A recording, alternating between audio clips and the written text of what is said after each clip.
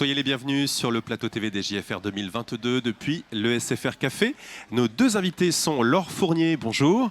Bonjour. Vous êtes professeur de radiologie à l'hôpital européen Georges Pompidou et Université Paris-Cité. Et à vos côtés, Édouard Résine, bonjour. Bonjour. Vous êtes chef de clinique en imagerie médicale au CHU Henri Mondor de Créteil. Vous venez de co-modérer une séance autour de scanner et IA, intelligence artificielle.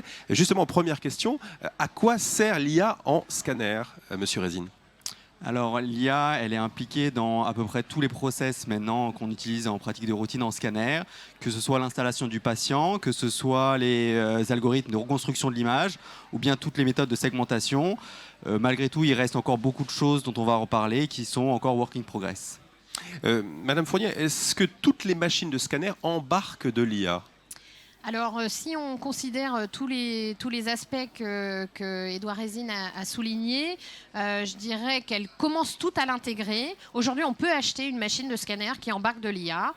Après, c'est encore, comme on disait, du work in progress, c'est-à-dire que ces techniques arrivent petit à petit, en fait, en production chez les constructeurs. Alors, vous nous dites work in progress, Édouard Résine. Les radiologues ont-ils encore besoin de se former à l'IA ? Alors la réponse est clairement oui, ils ont encore besoin et même doivent se former parce que, comme l'a très bien souligné Laure, c'est des choses qui sont soit d'actualité, soit en cours de développement. Et il est important que les jeunes radiologues puissent être des interlocuteurs compétents auprès des ingénieurs pour ces algorithmes, puissent comprendre les images qu'on leur propose. Donc oui, il est indispensable que les radiologues continuent de se former.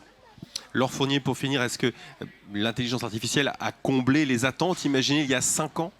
Alors cette question, elle est intéressante parce qu'il y a 6 ans en fait, on a été un petit peu mis au devant de la scène en nous disant l'IA va remplacer les radiologues. Donc il y a 5 ans, on avait une vision de l'IA qui était une vision où l'IA servait uniquement à identifier des choses en images et faire un diagnostic. Alors que justement, comme l'a dit Édouard, aujourd'hui, les attentes que l'IA ont comblées sont sur des tâches complètement différentes. La reconstruction d'images, la segmentation, et ça, ce sont des tâches qui remplissent extrêmement bien. Après, les choses qu'on rêvait il y a 5 ans, elles ne sont pas encore accomplies. Il y a des choses qui ont avancé.